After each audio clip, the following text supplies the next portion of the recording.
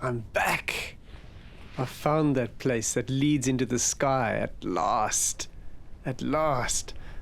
My eyes burn.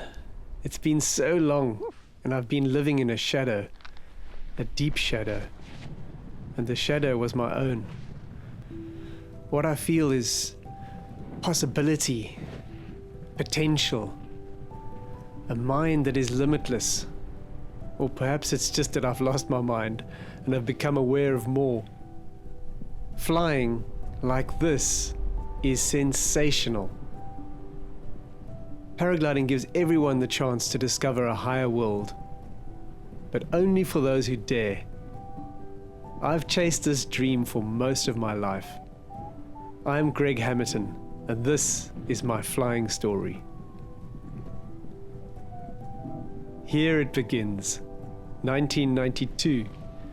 The flying school sent me a discarded photo from their course.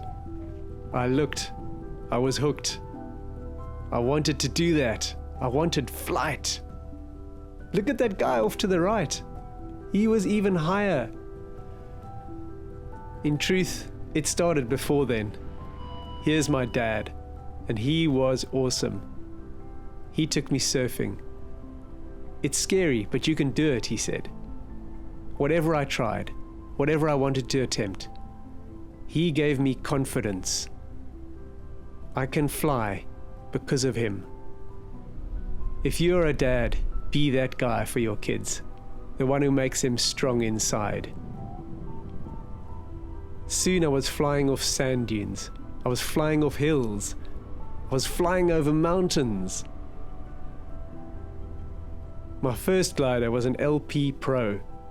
It had like 30 cells. It had special trim tabs which were sewn closed for safety, but apparently added 1 point to the glide angle. Of course, they were unpicked straight away. I could now glide at 5-1 at about 30 kilometers an hour. I felt epic. Wings have progressed a long way since then.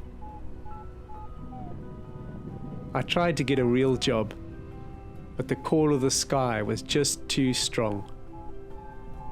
So I taught others to fly, took newcomers into the sky, and traveled the world in search of that perfect thermal, that perfect mountain, the flight that would never end. I flew for Ray-Ban and made my first paragliding movie with my team in 1996. It took us all around South Africa to the main flying sites. It was made on VHS using tape-to-tape editing, long before GoPros and YouTube. Perhaps 100 people saw it.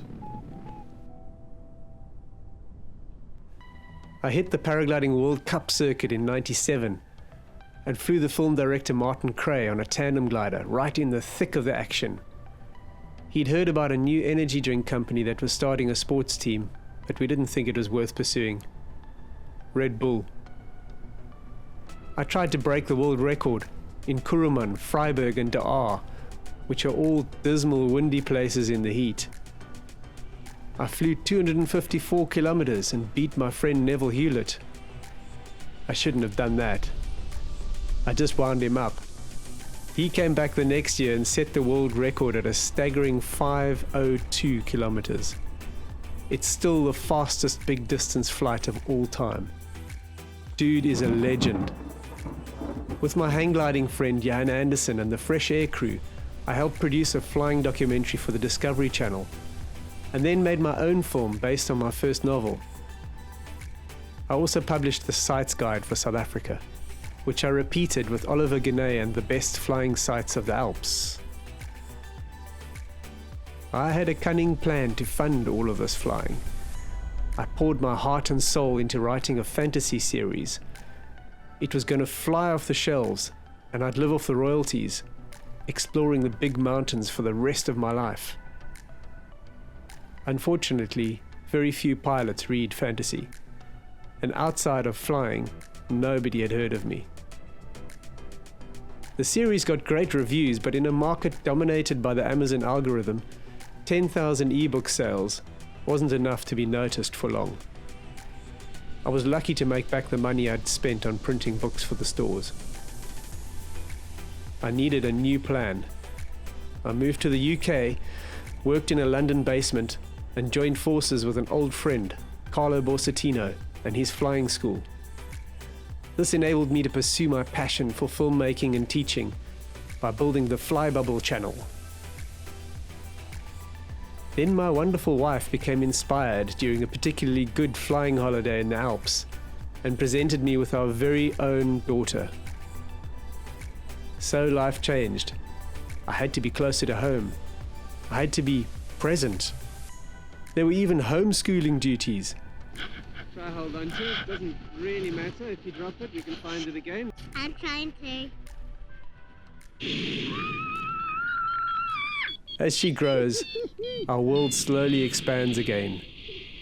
I want to show my daughter how amazing life can be when you think beyond the horizon, reach for new heights, and leave your own shadow behind.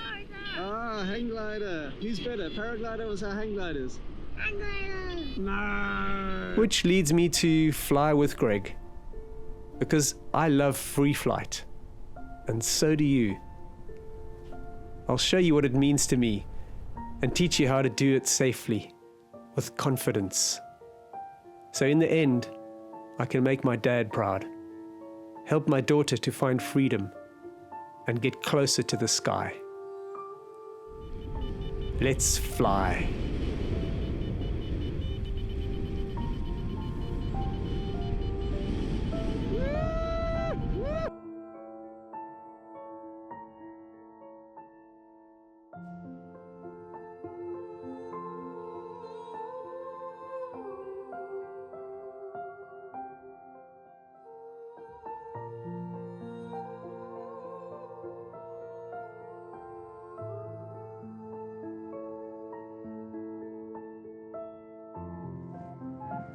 There's a Kestrel thermal. Still very small, so I can see that it's not really worth going yet.